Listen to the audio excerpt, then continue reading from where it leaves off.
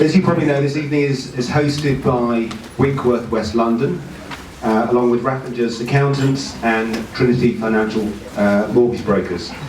I have to say we're absolutely astonished by the numbers of people that turned up today, or at least showed some interest in turning up. We originally had a very small room booked just next door, but we had to double the size of it last week, so really quite astounding. I suppose in hindsight, given the volume of changes the government have instigated in the lettings market over the last couple of years, and in particular over the last 12-18 months, those in the lettings business have been struggling to keep up with the shifting landscape, and we are yet to see the full impact of the various new legislations. Only last week there was a meeting at the town hall here in Ealing to discuss licensing landlords in 6 of the local wards. It's anticipated, they disclosed, that it'll bring in between 10 and 20 million pounds into the borough coffers over the next 5 years, and I suspect this will be the driving force in ensuring that it will be approved. So that's another cost for all you landlords. Add this to the other legislation changes in the last 12 months, or the probable ones that are coming in, they're talking about. Possible redefinition of HMOs, the possibility of landlords being liable for tenants' antisocial behaviour, Legionella tests, carbon monoxide tests, smoke alarm tests, tenants' deposit registrations, the Devolution Act, not quite sure what that means, and the changes to Section 21, the Right to Rent Act, and there's many, many more. It's a complete minefield out there at the moment. But I have to say that we as a company are all for changes that will protect the health and safety of the tenants. It'll also ensure that properties that are offered to the rental market are of a high standard and maintained on a professional level. The intention behind all these changes, I believe, is to try and weed out unscrupulous landlords that don't follow the letter of the law and put their tenants at risk. But of course, these changes affect all of us who work in lettings, landlords, agents, etc. With the ever-changing environment, this does bring increased responsibilities to both landlords and letting agents. And I feel it's imperative that we invest time in training to better understand the new procedures. I also see this as an opportunity for landlords who take their responsibilities seriously, an opportunity for a much better and more controlled private rental sector. It used to be, I'm sure chaps here will know, in the old days when you filled your tax return in, it used to be put down as unearned income, your rental income. And then it became an investment, and now it's a business. Okay. Systems are important. Renewal checks, the safety checks are important. Completing the proper forms at the right time, in the right way, is important. Issuing the tenant with the correct paperwork at the beginning of the tenancy and at the end is important. It's all important. Anyway, on a positive note, we are seeing, or we suspect, according to papers, that we're going to see a potential reduction in the number of landlords across the city. Probably no more than 5 or 10% less now, or next year than there are now. So that means, with continued demand, less landlords, less property, we expect to see prices rise by 30 to 40% over the next 5 years. Anyway, back to the reason we're here tonight. Obviously this evening is specifically aimed at trying to unravel all the changes in the tax laws. Things like the changes in stamp duty on second homes, the reductions in mortgage interest offsets against income, incorporation, the removal of wear and tear allowance, and what will replace that as of the 4th of April. Anyway, to bring some clarity to this, we have Lee Manning and Neill Staff of Raffingers, who will hopefully give us a much clearer picture moving forward. Thank you.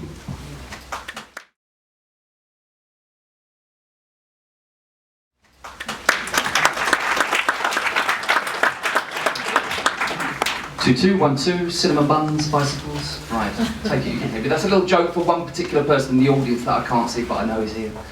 My name's Neill Staff. I'm the Senior Tax Manager at Raffingers. Lee is one of the partners, also my boss, responsible for pay rises and things, handsome, powerful man. There's also a couple of partners up the back that might help out with some questions later, so no pressure on me whatsoever.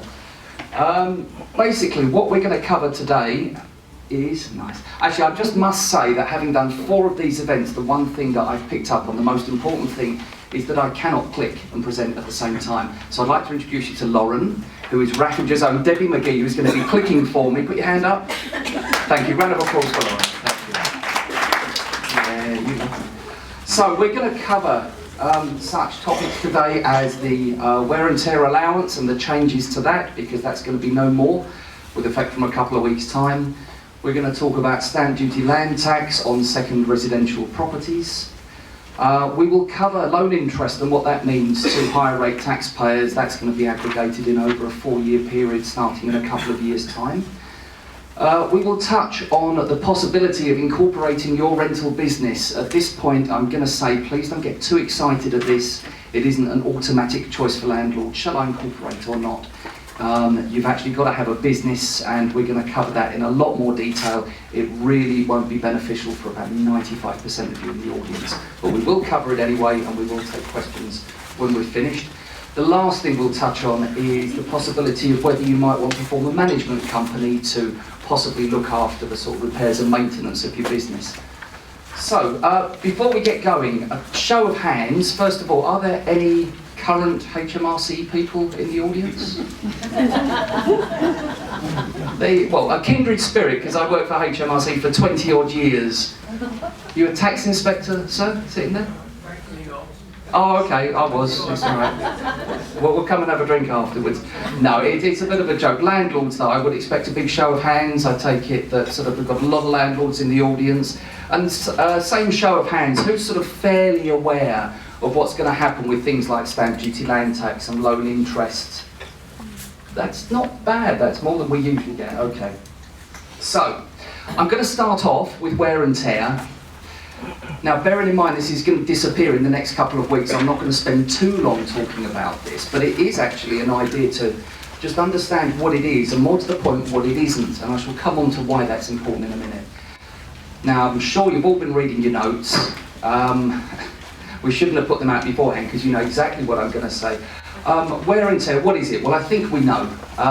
It's basically, if you have a furnished property, you are entitled to deduct 10% of the relevant rental amount, which is broadly speaking your rent, so I won't get into the technicalities of that, whether or not you replace anything in your house. Okay, so why is that going to change? Well, ultimately the government have decided that they're going to scrap wear and tear. It's had its day, and with effect from April we're going to move on to something called a renewals basis, which is, if you don't spend anything renewing anything in your house, then you're not going to get any relief. But if you actually do spend something, that is the point that you will get relief. Do you want to click it on another one for me? The wear and tear allowance at the moment covers things like, I won't read it sort of word for word, but televisions, fridges, carpets, curtains, crockery and linen. I'm going to cover, or just briefly come across what it doesn't cover, because one of the things at previous events, there's a lot of confusion as to sort of, well, I've repaired my property, but I can't claim anything because I've got this renewals basis, or sort of wear and tear rather, sorry. It is only designed to cover, easy Debbie. It's only designed to cover these particular issues. So for example, if you have a property and you have to repair it because a door's going to come off its hinges, or you need some sort of electrical work that's sort of a repair nature, you can still claim that, okay? You can claim the wear and tear basis for sort of replacement items like this up until April, but you're still entitled to claim repairs as well.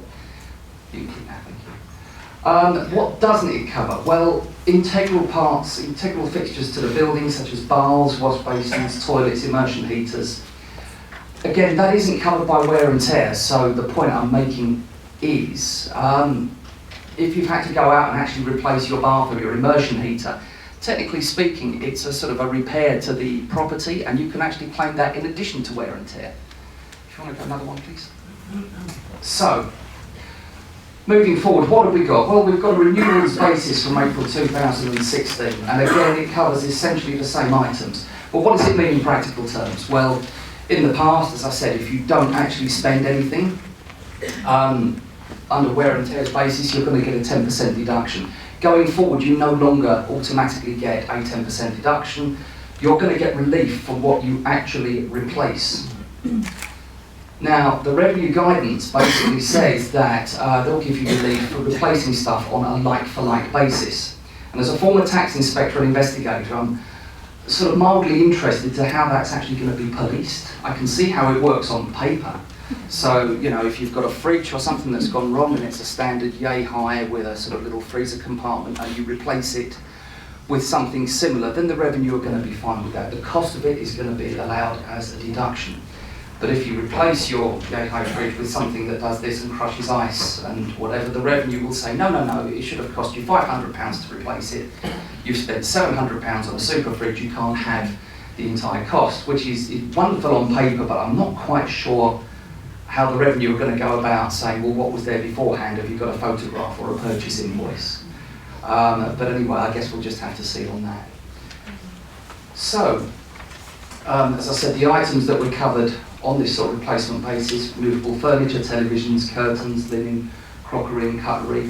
One of the things also that came out at previous meetings, I'm going to go slightly off tangent, but just for 1 minute, is the subject of what is a repair to your house and what can we claim for. Broadly speaking, if you have a residential property and you do work which in the accountancy profession we would call of a capital nature, in other words, you change the structure of your property. You stick an extension on the back, you start sticking walls up and actually change the structure of the property. That is known as capital expenditure. You're not going to get any relief from that in your rental accounts. I see a shocked look on your face. You can come and see me later if you want to. Okay. General repairs, maintenance, decorating costs, etc. That's fine, you can have that as a deduction. The only time you're going to get relief for capital work is when or if you decide to sell your property. And again, capital gains, the way it works, what you sell, less what you paid for it, less what you've paid to get it into an enhanceable condition. So, a little bit further. I'm not going to talk through these, you've probably read them already, but just there's a couple of things that we should consider on wear and tear and the changes to it. The first thing is, for this tax year that's going to end very, very soon on the 5th of April, if you're thinking at the moment, well, actually I own property and I think I need to go and replace some of the furniture or the cutlery or whatever, you might not want to do that, because for this last tax year you're going to get a wear and tear allowance at 10% whether you spend anything or not. And it would be a shame if you did actually go and spend money, because after April you're only going to get relief for what you actually spend. You might want to defer spending it for sort of the next couple of weeks. Obviously the various presentations we've done, it made sense, the ones we were doing 6 weeks ago. Now, I guess if you'd wanted to spend money, you might well have done it already. The anomaly to the new system is you don't get any relief whatsoever if you have an empty property and you have to furnish it. So if you go out and buy a bed, and a wardrobe, and curtains, etc., and spend money and there was nothing there, there is no relief for you up front at all. It is a replacement relief. To actually get a replacement relief, you have to put things in and then essentially replace them. I suppose there isn't anything stopping you putting in something slightly cheap and tatty, not that I'm trying to convince you to be bad landlords, and then perhaps replacing it with something slightly more expensive, and you can get relief on that basis. But you say that a little bit of an issue that, yeah, you don't actually get relief for that. So, one more click, please. Yeah, and I think I've just covered this earlier. It is supposed to be on the basis of a like-for-like replacement. So, on the subject of questions, because we're a little bit pushed for time this evening, myself and Lee, the other Raffingers partners, will be about to take some questions later, but I need to sort of push on for time and get through this. If you want to make notes on a bit of paper, I'm about later and you can come and have a chat. So, the next thing I'm going to come along to is the changes to stamp duty land tax, SDLT. Now, if you read up and see why the government are looking to do this, it's part of it I can see, part of it I can't. On the one hand, they're saying that the money that's generated by this is going to be used for new housing projects throughout the UK, and it's going to assist first-time buyers to buy property, and I can see that, I can go along with that. There was also something I read which made me chuckle, that apparently it might to some extent dissuade people or landlords from buying second, third, fourth, fifth properties, and that might free up properties for first-time buyers to buy. Well, I can tell you, my 22-year-old son can't afford to buy anything, I think, south of County Durham at the moment. So I'm not quite sure that freeing up all these properties is going to be a great thing for first-time buyers. But anyway, so I'm guessing that we all know the basics to what's going to happen. The existing SDLT rates are on the left-hand side with the various bands. Without talking them all through, we know that anything up to £125,000 has no SDLT. But on the right-hand side are the new additional property SDLT rates, and this applies if at the end of your transaction you have 2 or more residential properties. And I'll come on and explain that in a little bit more detail. So a simple example is if you already hold a private residence and you decide, got that one. Thank you. And you decide that you're actually going to buy a second property, and we'll say for the math it's just 125,000. Not quite sure there's anywhere around here apart from a garage that's 125,000. But where before you would have paid nothing, this time you're going to pay 3% on that, and as you can see, that sort of aggregates right the way through. So you can go to the next one. Thank you. It's a very nice chart that I'm not quite sure where I'd like to say I did this myself. I didn't. I think we copied it from some sort of revenue guidance sheet, but it explains the position in sort of relatively nice detail. And it starts off on the flow chart. How many properties do you own at the end of the day of the transaction? And the idea is if you just own one, then you will not be subject to higher rates. What that's designed to do? Well, it's not designed to catch people who are moving their principal private residence. It is designed for people that have got 2 or more properties. Now, if the property being purchased is actually replacing your main residence, the idea is you're not going to get caught for SDLT, but then I hear you say, well, supposing I found out where I want to move to, and I've got the price, but I just haven't sold my one, but I'm going to sell it pretty soon, and I've got the money to be able to afford it. Will I be caught? And the answer is, in the short term, yes, and in the longer term, possibly not. So how does that work? This question has cropped up quite a lot at the various sort of seminars that we've had. So the idea is if you've got some buy-to-let properties, you're going to move your principal private residence, you buy somewhere down the road but you can't sell this yet, up front you will have to pay the extra 3% SDLT, you're called by that. But you have 18 months to actually sell your principal private residence, and providing it's sold, you will get your 3% back. If it isn't sold within 18 months, you never will. Now, there are some anomalies to this system. I think at the second presentation we had, a guy came up and said, well, I've got a bit of a problem, you see, because I had a bust up with the wife. And I ended up giving her the house, and I moved into one of my rental portfolios that I'm sharing with some Harry Herbert or something. And he said, all I want to do now is go and buy a house, and I want to live in it because I'm fed up with having less rent out of this property and sharing it with this Harry Herbert. Am I going to pay the extra SDLT? I said, well, yes you are, because you're not selling your principal private residence. That's never sold. If you were living in one of your residentials, you could, I suppose, technically, ultimately elect for that to be your private residence, but it's got to be sold to get the relief. All he wanted to do was buy a house to live in, but he's going to pay the extra 3%. So there are a couple of anomalies in the system. I mean, is there a lesson? Probably don't argue with your wife, or say, sorry, I don't know, but... Or kill her. You're not that harsh.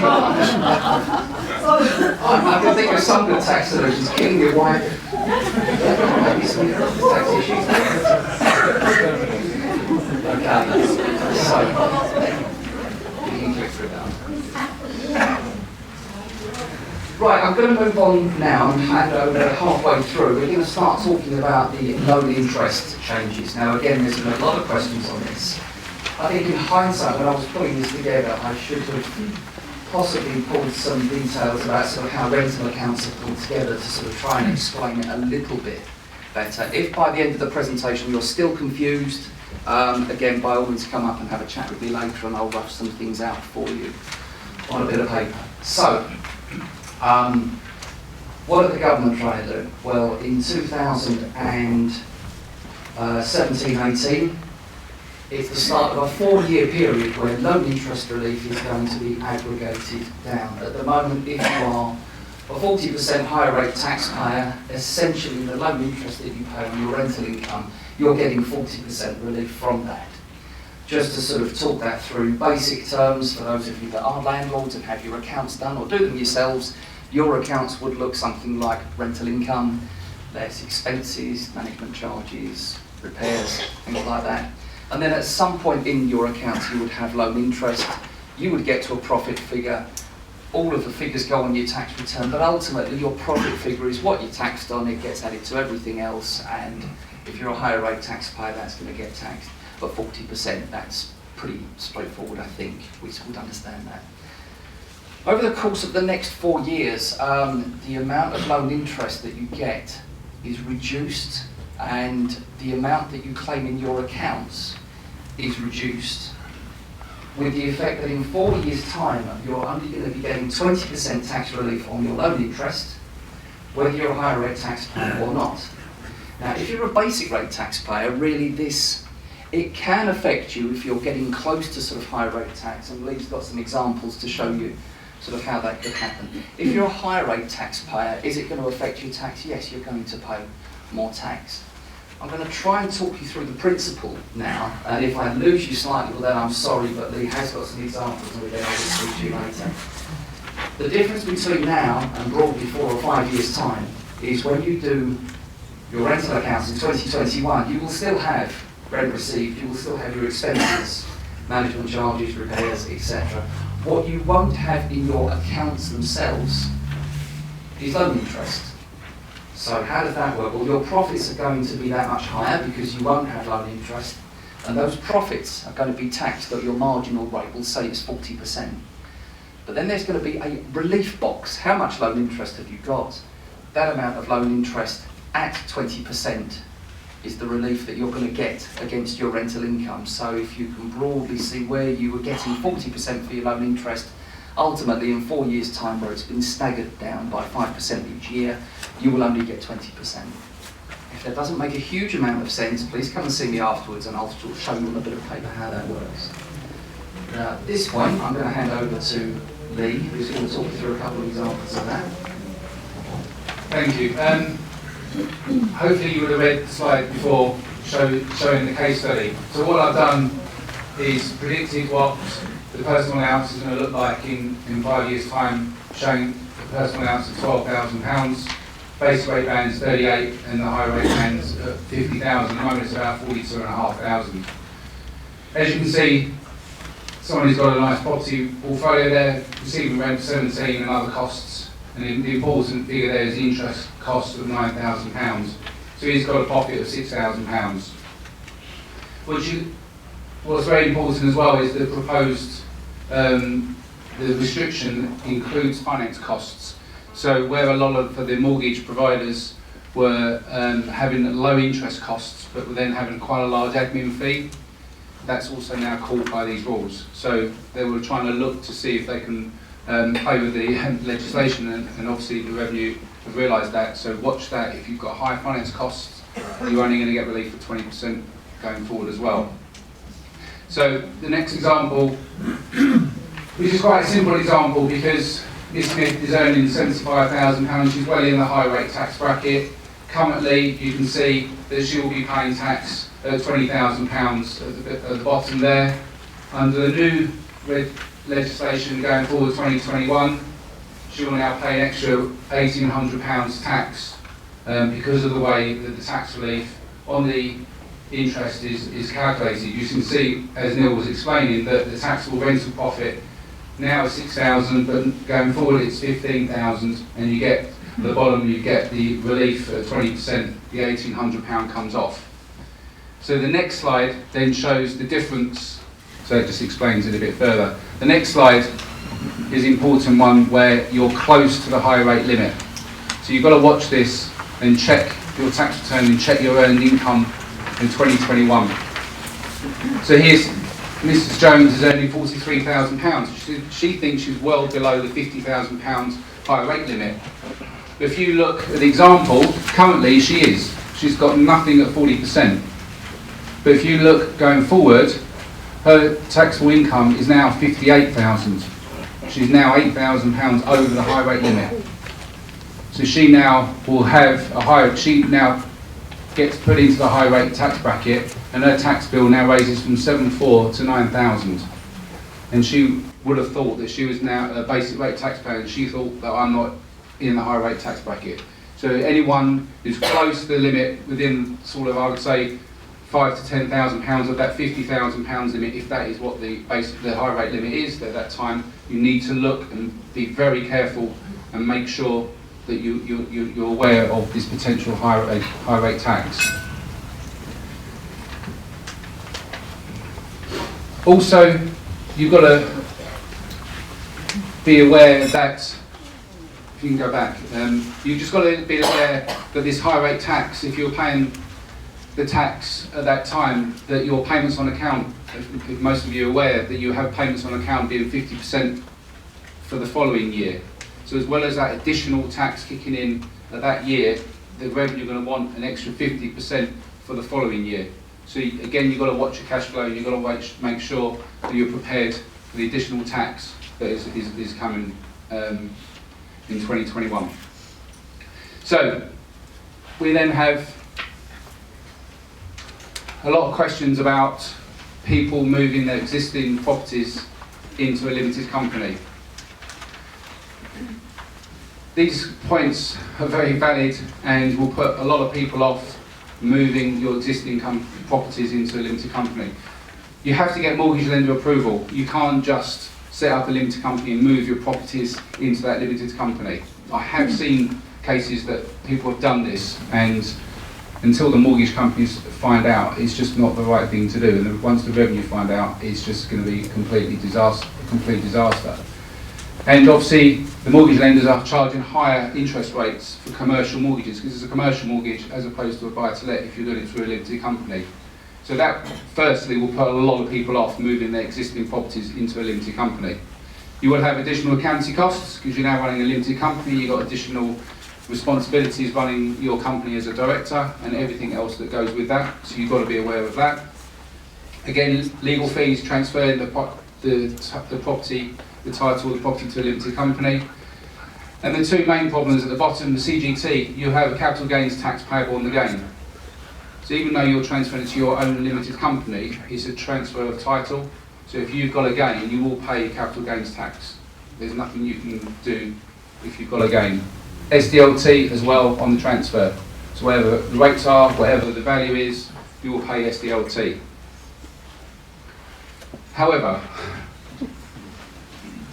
which is what Neill was referring to earlier, if you can demonstrate that you are running your portfolio, which has to be at least, I would say, more than 5 or 6, maybe 10 properties. Having 1 or 2 is not going to be, you will not be classed as running your portfolio as a business. If you can demonstrate that you're running it as a business, and you refer to and it refers to the Ramsey case, you might be able to transfer it into a limited company and claim what's called incorporation relief, which basically defers the capital gains tax that I referred to earlier. However, as Neill will confirm, you will need approval from the revenue to do this. Again, you can't just go ahead and do it. You will need to demonstrate to the revenue that you are running this as a business, and you will need to put a case forward. Neill, you've done a couple of these approvals. Yeah, so to talk about rental businesses, if you like. Now, the first point is the HMRC standpoint is a landlord that has an investment property portfolio is not for tax purposes a business. And I think you can bet your life that with all the changes coming in, the revenue are probably anticipating a flood of people saying, well, actually, it is a business and I'd like to incorporate and I would like the relief. Now, as I said, I'm former sort of HMRC myself, and I have done clearance applications for this. Let me just sort of talk through what the issue is. Now, incorporation relief, I'm not going to bore you with tax. I'm very tempted to tell you what the section is because my partner told me specifically not to refer to it, section 162. But ultimately, you have to be a trading business to do this, and ultimately, I won't go through badges of trade, but if you purely have an investment property portfolio and you manage that, you collect the rents or you don't collect the rents, and you go and take repairs, etc., the revenue will not consider that a trading business. Now, what you absolutely must do is, if you decide that you're going to give this a punt, okay, you must speak to your accountant. He will talk it through with you, and what you really must do is actually put a clearance application in to HMRC to say, this is why I think I'm a business, and these are the values of my properties, and I'm going to move absolutely everything in, lock, stock and barrel, and I think I qualify for the relief. Now, it will cost you, any decent firm of accountants should be charging you, I don't know, £1,500 upwards to do this, because it's a decent application. It's like sort of quite detailed, it's not just a sheet of paper if it's done properly. And if the revenue do turn around and say, no, I don't think you qualify, well, at least you haven't gone all the way and A, put your properties into a company, or B, actually filled your tax return in and the company returns and said, yeah, I've actually done this, because the revenue will turn around and say, well, if you don't qualify for the relief, thank you very much, you've just got 5, 6, 7 capital gains that you can pay as the tax on for the privilege of putting it into your company. And if you took that to tribunal, you'd lose. So, shall I carry on with generally what a business is, or do you want to go? Maybe you want it?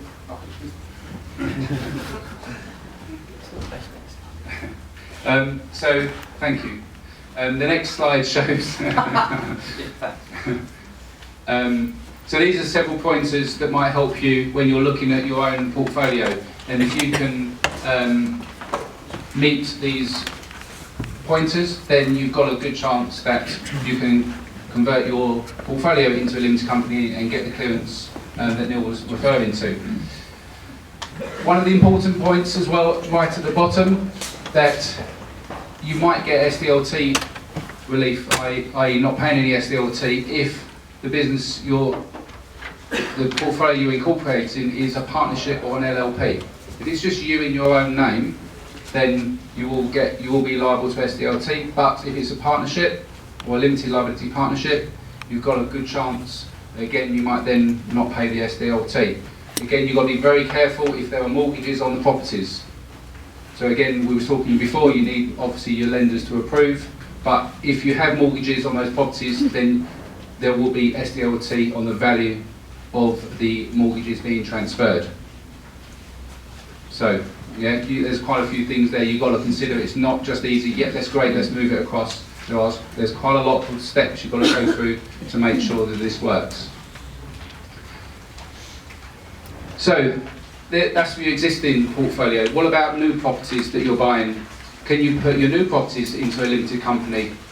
Again, the answer will be, yeah, maybe. And again, this is quite a good guidelines. If you can meet most of these criteria, then yes, you maybe should put it through your limited company. If you're not purchasing it with a tight deadline, as you know, buying a property with the solicitors and the mortgage lenders is quite stressful enough. If you then put an extra complication of doing it through a limited company, then it's going to take longer through that route. So if you're doing something on the quick, then maybe you shouldn't consider a limited company, but if you've got no deadlines or there's a long completion, then this might work. Very importantly, the income that the income generated from the property, you do not need to draw that for yourself to live on. So if you leave the rental income into the limited company and don't need to draw it, then again this might work. As soon as you draw any income from the limited company, you're either going to take it as a salary or you're going to take it as a dividend, which then there's a whole raft of extra taxes by taking it by those means, especially now with the changes in the dividend tax that some of you may be aware of, that from the 5th of April 16 there's now a 7.5% charge on dividends that you take from your company over £5,000. Up till now it's been virtually tax free. So again, you've got to be careful that you do not draw that income from the limited company. You're not looking to sell the property in the short term. This is a long-term investment. You're quite happy for that investment to sit there for a long time. You don't particularly want to sell it. This might work. And obviously you're a high rate taxpayer. If you're a 20% taxpayer, then there's no real point doing it through your limited company. You're not going to achieve much. But if you're a high rate taxpayer and you're going to eventually lose the high rate relief on the interest, then again, this might work. So those pointers are really quite important to decide if the limited company is the right route for a new property purchase. Other considerations, that if you do build up a portfolio in your limited company, I have seen this, but very rare, that somebody, maybe an insurance company or somebody will come along and buy your whole portfolio. If they do that, then they might buy the company from you that holds all these properties. That's quite attractive to them because they only pay 0.5% stamp duty on the purchase because they're buying the shares of the company rather than the individual properties. So that could be a reason to put some of your properties into a company.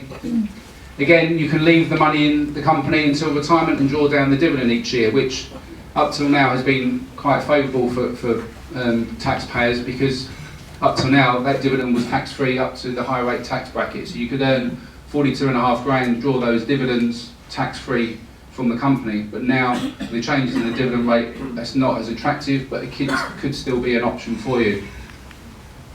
If you personally provide a deposit, if you're putting the deposit down, you're borrowing maybe the money, or you've got savings and you're using that money for the company to buy the property, you're lending obviously the company money to buy that property, you can actually draw that in the future tax-free. So again, that could be an option, could be quite useful. You just got to be aware that there's an 8-head return that needs to be completed. An 8-head return basically is a tax return telling the revenue that a limited company owns a residential property, but you do get the relief that there's no tax payable if you're renting that property out. So you just got to again be aware there's going to be an additional tax return, maybe additional costs filling in a tax return. Again, you also got to be careful, another consideration, that people do tend to try and sell a property every year. This was quite common. There's their main their private residence that they were selling their main house every year. Obviously there's no tax payable on your main residence if you're selling it. But you just got to be careful that the revenue don't spot it if you're selling it too often.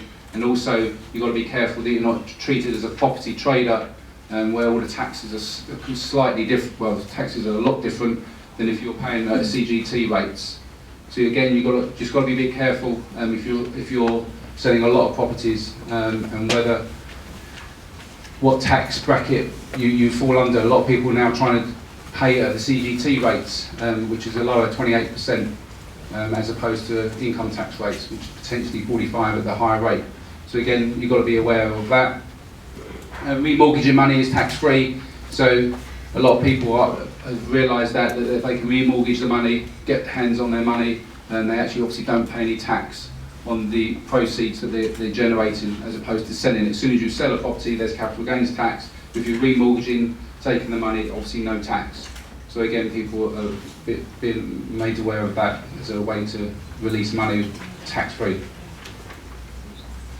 So to conclude on whether you should buy it in a limited company, so this is quite a nice summary, that if you intend to hold the property short term, you only got 1 or 2 properties, you need to live on, you need the income to supplement your job, or you need to have the income from the property, then own it in your own name, or husband and wife. It's better to pay the personal tax rates as you go along, because you're paying obviously a lower capital gains tax when you eventually come to pay it in 2 or 3 years' time, as opposed to building up a large portfolio of properties long term. Don't need to draw the income, maybe you want to pass the properties down to future generations. Again, as before, it might be then worth having it in a limited company rather than owning it personally. This is quite a nice slide, which explains in a little bit of detail what Neill was talking about on the interest relief and how this interest relief works going forward. So you've got property owned personally and you're a high rate taxpayer, and you're holding that property as a long-term investment. So you can see currently, personally, 16-17, you would pay, if you're a 40% taxpayer, 2.5 grand. On that example we was using, where you're earning £6,000 profit. As a limited company, for 16-17, you would pay £1,200. So the saving is not huge. you're saving £1,200, it might cost you that in accountancy fees and the aggro of actually setting up, is it really worth it? Maybe not. You roll that forward 4 or 5 years, 2021. So as it is now, 2021, sorry, as the legislation is as it is now, there is talk, I think it's Sherry Blair, isn't it? She's lobbying to try and get this changed and overturned. I think we'll know a lot more tomorrow on the budget whether this stays in, but we've seen a lot of legislation being lobbied, and to be honest, I don't think it will change, and I think it's here to stay. On that basis, 2021, you're earning £6,000, you're actually going to pay £4,200 tax on a property that's generating £6,000 worth of profit. If you're a high rate, additional high rate taxpayer, 45, you're actually paying £4,500, you're actually making £1,500 profit on that property that's giving you £6,000 before tax. You then move that into a limited company, or compare it to a limited company, you're only paying £1,080 because, as the legislation is, that they're reducing the corporate tax rate from 20% down to 18%. Quite a substantial saving, £3,000 a year. You roll that forward over 10 years, you're actually saving 30 odd grand in tax over a 10-year period if you're holding that property as an investment and you're not looking to sell it. So again, you can see huge difference, a huge benefit of going through a limited company if those circumstances that I talked about before you meet. If one of those doesn't work and you're looking to sell it within 2 years, it's not going to work. But if you're looking to hold it, it'll work. Also, that last paragraph, you've got to be very careful if your mortgage is on a repayment mortgage. If you're obviously the interest relief, the relief you get is only on the interest. If you've got a repayment mortgage, you could actually, with the additional tax that's coming in 2021, you can actually be negative in your cash flow because the tax you're paying is more, and the repayment that you're paying on the mortgage is more than the income you're getting in. So all you're looking for is capital growth on that property. So again, you've got to work your figures out and be very, very careful if you're on a repayment mortgage, how much you're going to be worse off because of this additional tax. So I imagine a lot of people are going to go back to interest-only mortgages rather than on a repayment. I don't know what the market will be like going forward in 2021, but you've just got to be really, really careful from a cash flow point of view if you've got a repayment mortgage. And I think Anthony's going to talk shortly about the benefit of having a corporate loan and also what the market's doing for that. So, a couple of other things really quickly. You check the ownership structure and get the numbers right. You could make sure you're using your spouse's personal allowance and basic rate band, and to make sure you use, if you're in a high rate, that you're using your spouse's allowances. Bringing in other children or family members as owners of the property or as owners of the limited company. Again, obviously make sure you're claiming every expense and allowance. And a declaration of trust. So you would have seen in your notes that there's a fact sheet about declarations of trust. You need a solicitor to draw this up. The fact sheet is quite well worded and it's quite simple, but basically you can alter the ownership that's at the land registry to suit yourself and suit the taxpayer and make sure that you're utilising everyone's basic rate bands. Again, not going to go into too much detail, but a declaration of trust is a very good way to try and split some of the ownership and maximise the basic rate bands.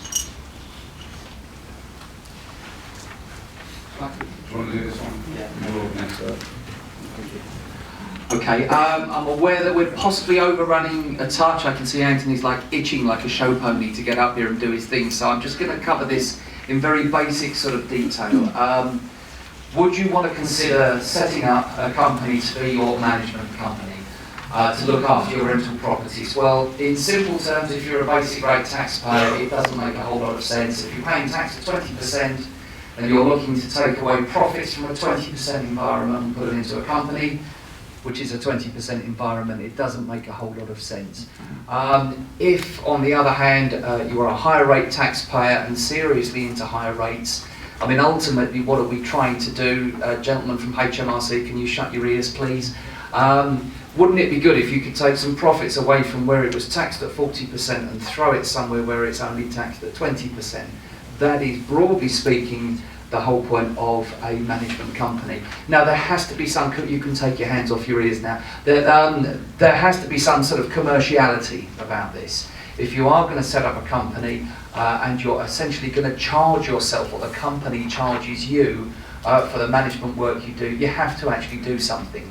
I think if the revenue asked a question about your company's accounts or asked about your personal return, what is this amount of money, £20,000, what do you do? And it's like, well, I changed a couple of door locks and I mow the grass. They might say that's not exactly commercial, you can't have it.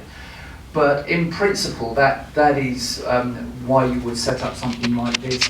Again, the limited company thing, as Lee mentioned, I won't get too technical. If you have a limited company, you would know that you can now take £5,000 with effect from April 16. It's a complete freebie dividend, but after that, dividend tax has changed completely. You've got to start paying money on the extractions out of the company. In other words, if you wanted to land a load of money into a company and pay less tax, you kind of shoot yourself in the foot if you then want to draw it all out as a salary or a dividend and your tax saving is minimal. But anyway, I'm aware that we've overrun a little bit, so I'm going to pass over now to Anthony. As I said, I'm sure you've all got lots of questions, but perhaps we could cover those afterwards, if that's okay. When we've all finished, we'll do a bit of a Q&A session. So, Anthony, over to you.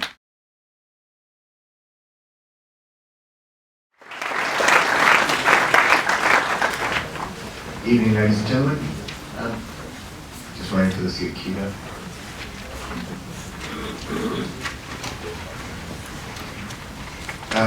Hi, my name is Anthony Emerson. I'm one of the directors at Trinity Financial. We're a mortgage broking company that's been working with Winkworth very closely now for over 10 years. We have been asked to come here this evening to tell you a little bit more about how the mortgage market is changing and how that's affecting landlords. I'll be honest with you, I'm going to try and put a positive spin on this, but a lot of what's happening at the moment is, deemed to be rather negative and having a bit of an impact. But I'd rather be honest with you and give you the facts.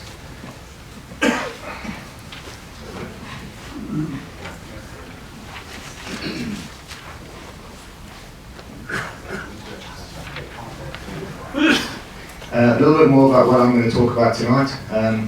We're going to talk about the buy-to-let market and an introduction into that. We're going to talk about the UK private rental sector and how that has a standing in not only England but also across Europe, and how the market is changing for landlords, which is, I think, the primary reason why I'm stood up here. We're going to give you an overview of the regulatory changes. I can promise you this, we've had a lot of them and they are still coming. And we're going to talk to you a little bit more about the buy-to-let affordability and how that's changing with the lenders and how the lenders are reacting to the changes in budget and all the other bits and pieces as well. We're going to talk about new measures affecting landlords. Those are obviously the tax changes coming out in the budget. It would have been really good if this talk would be tomorrow when we have the hard facts, but as our colleagues here at Raffingers just said, I don't think it's going to change very much. I think what we've been told is coming because of the state of the economy and the fact that we're already living above our means as a country. We're also going to just touch on what the lender reaction is to the changing tax rules. A little bit more about us. We're one of London's leading mortgage brokers. We started as Trinity Financial in 2009, although we were working with Winkworth prior to that in different guises. We're based in Mayfair, central London, and we specialise in the buy-to-let sector. We really sort of pride ourselves in looking after landlords and their portfolios, and we're quite happy to talk to you about all those different things. I have brought a few of my team with us, so there is enough of us in the room to be able to talk to you after the event. We also provide income and life protection policies. We do landlords and buildings insurances, which are becoming ever more popular now with some of the bad tenants that are out there. And we also offer a will writing service. The private rental sector. At the moment, the private landlord rental sector is now the second largest rental sector in the UK. And we think that it's growing from the look of the graph there. The private rental sector is still growing. The changes that are coming are going to impact that. We do think that we're probably going to see as a company about 30% less buy-to-let transactions next year because of the changes that are coming. And those are primarily we call them the armchair investors. It's the people who own a house now, their property's done very well, they've done okay with their career progression, etc. They're able to refinance, pull some money out, go and buy themselves a new main residence. We feel that a lot of those clients with new tax changes are just going to say, well, we can't be bothered with that. We're going to sell our main residence. We don't want to pay the extra stamp duty. I'm not really wanting to be a landlord, and we'll move on. So we're going to see a lot more transactions in the sales market, which is really good news for the estate agents. Not so good news for us because that's quite a big part of our business. But it does mean that if you are a professional landlord, you're going to have a lot less competition because people are going to be selling main residences, buying main residences, and there isn't going to be that much competition in the buy-to-let sector. So if you are there and you have money available, you should be able to sort of pick up some decent deals. How the mortgage market is changing. We live in a constantly increasing regulatory environment. The tougher mortgage affordability calculations are affecting all of us, and as landlords, I'm a landlord myself, and we're sitting in a situation now where property prices in London are going through the roof at a rate of knots, and we haven't seen rent keep up with the sort of same track in any way or form, and we've had a widening gap between the rental received and the value of the property. And because of the way that the lenders are now looking at affordability on the buy-to-let market, we're ending up with most London landlords only being able to get around about sort of 60% loan to value, if that, because of the difference. However, there are some positive changes happening, and I'll discuss a little bit more about that in a bit. We're also going to sort of touch on personal ownership versus limited company ownership. The lenders at the moment have all said to us, because we speak to them on a regular basis, they're all in our offices trying to get more business out of us, and they are all working on a limited company offering. At the moment, there's only about 5 or 6 lenders who will offer you a limited company buy-to-let. Because of the fact that it's considered very commercial basis at the moment, those rates are not overly competitive.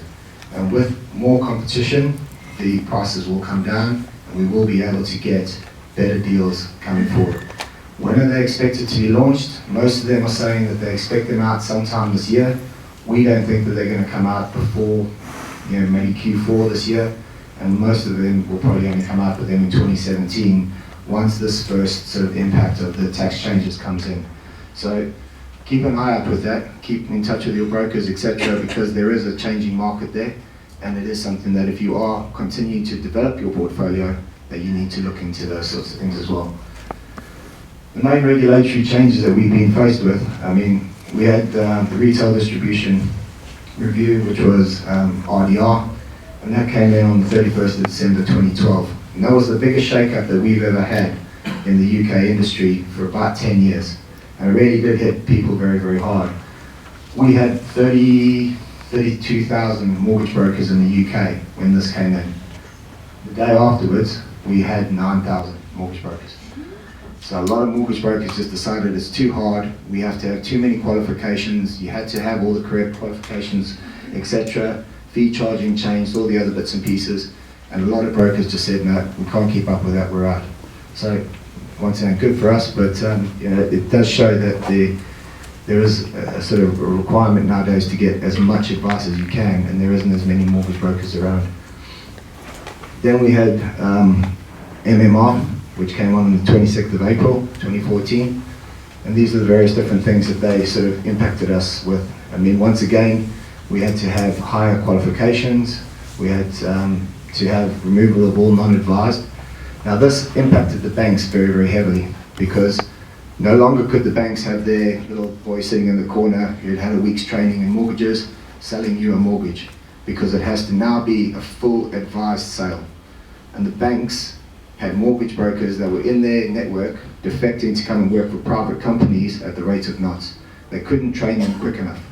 So we've actually seen the rate of work go from about 56% of all mortgages that were arranged in 2014 and 2013 in branch has now dropped, and we've got mortgage brokers doing around about 75 to 80% of all mortgages because of the fact that they do not have the ability to provide the advice.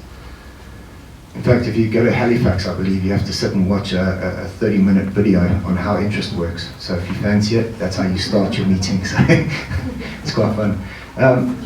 Affordability is the domain of the lender. That is also another big thing that's going to impact, it had an impact with that change.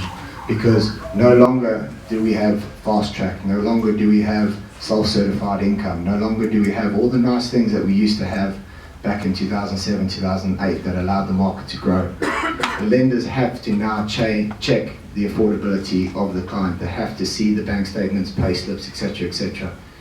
Since 2014, that has eased a little bit, I'll be happy to say.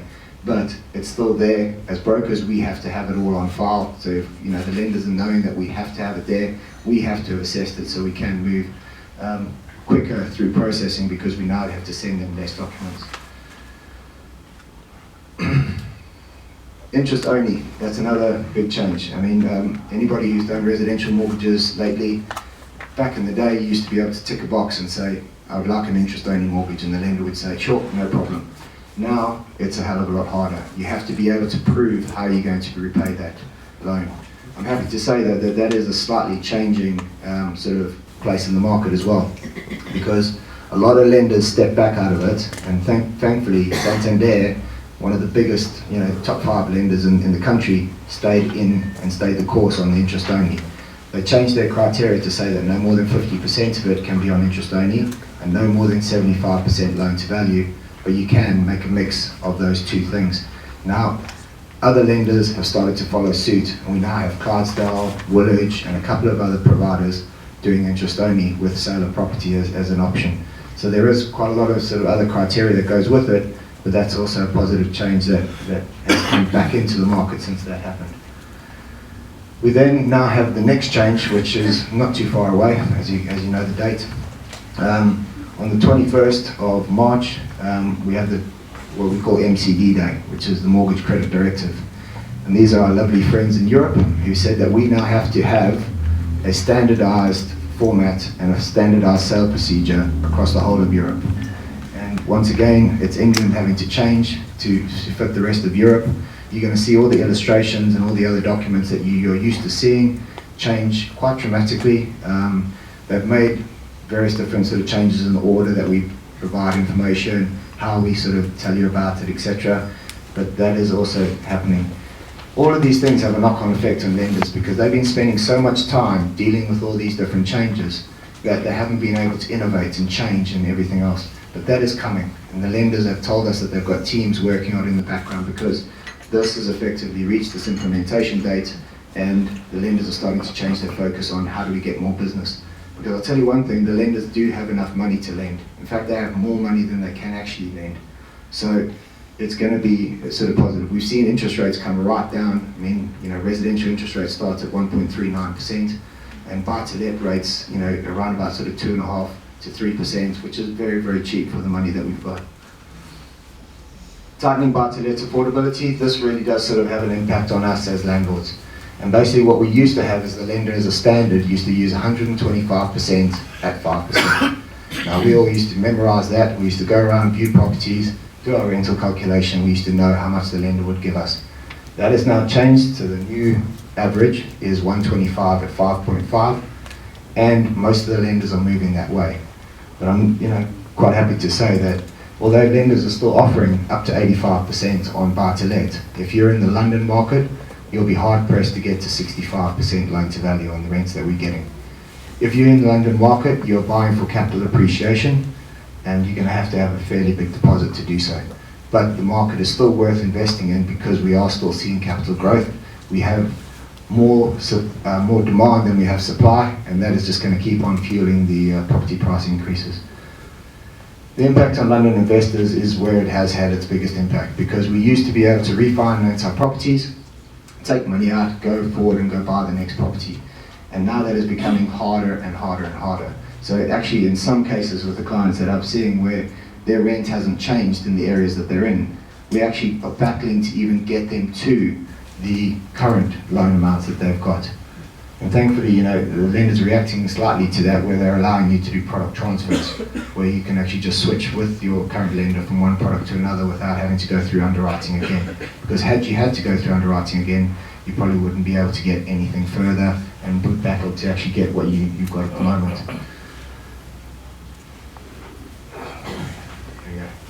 These are the new measures that are affecting landlords. You know, we've touched on them before, and it's hard not to overlap with what Raffingers have been talking about. But buy-to-let tax relief is the various different things, you know, the wear and tear allowances and all the other different things. But the financial costs they used to be able to offset with all the interest costs and things like that being taken away is really going to have a knock-on effect. Primarily, though, and you know, we'll stress it again, it is for your higher rate taxpayers. And this is where you need to look at how you own your properties, because you can allocate ownership of your properties if you're a husband and wife team or you're in a partner, so that your lower earning partner owns the vast majority of that particular property. 99% to your housewife and 1% to the working husband, or vice versa. And that is where you can start sort of being a little bit more clever in playing the system, because you can then allocate the rent that you earn from that 99% to the one partner, 1% to the higher rate taxpayer, and you can use all of their tax-free allowance. So if you are in that situation and you're a smaller landlord, 1 or 2 properties, etc., please look at that, talk to your brokers and talk to the people who are sort of managing your portfolio and see whether or not that you can implement that. Wear and tear changes, obviously that's changing, you know, it's coming in, so that's only if you replace. And also, I don't know if you're aware, but the insurance tax premium. We all have to pay insurance, you know, be it for buildings insurance, contents insurance, all the other bits and pieces. They're increasing the premium tax that they're charging on that from 6% to 9.5%. And apparently, what I read on Monday, it might even be changing to 12%, which means that it's effectively doubled in the course of 2 years. You know, it's not going to have a massive. It's not going to have a massive effect, but once again, it's another little punch for us, you know, to take as landlords. Stamp duty changes. They are what they are. They are what they are. I don't think they're going to go anywhere. I think revenue needs it. You know, the revenue needs it, and I think they're going to stop landlords getting involved. If it's only 3% extra that you've got to pay, the London market is increasing by 5 to 10% per year. It's actually not a big price to pay. And if you're looking to hold these properties long term, it's definitely worth paying and still investing in the properties. Like I said before, your deposits need to be bigger, but for the vast majority of us, we have to be starting to think about, I'm investing in property now for long-term gain. I'm trying to look at the property appreciation over a number of years to be able to make my return at that point. And I think that's where we have to focus on, and not actually on how much rents am I getting in and how much profit am I making. Personal ownership versus company ownership.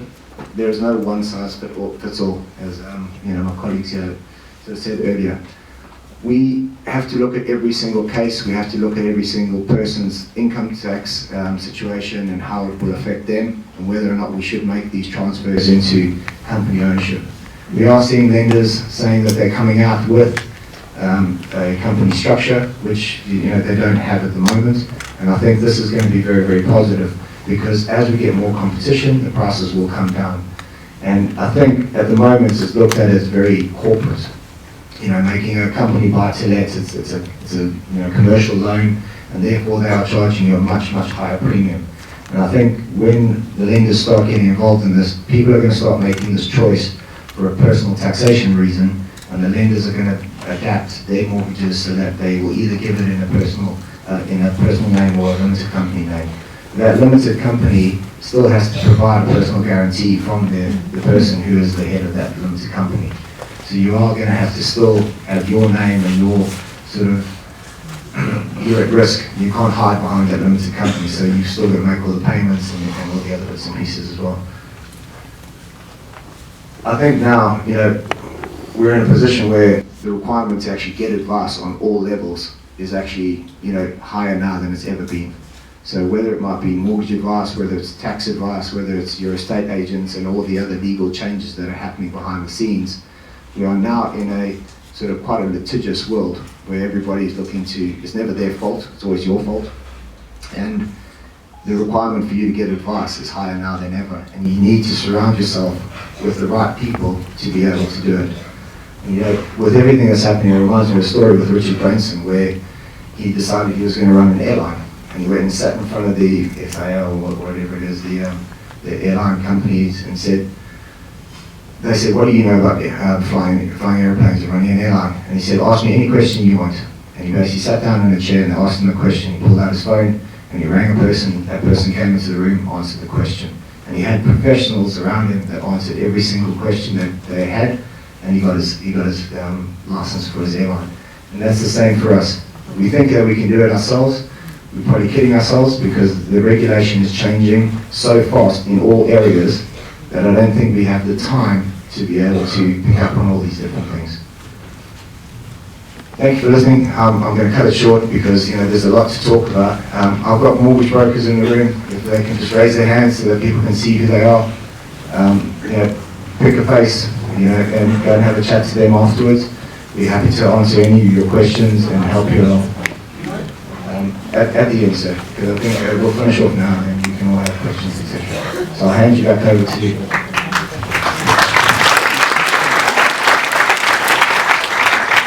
Thank you very much for that. It's unusual to have mortgages, tax, and interesting as three words together, but I thought this evening would be absolutely fascinating. So thank you all for attending. As we discussed, there'll be a limited amount of open questions, probably about half an hour, and after then we can all go back into the foyer and mix together and have our individual questions. So from Winkworth, Raffingers and Trinity, thank you very much. I'll hand you over to the chaps here.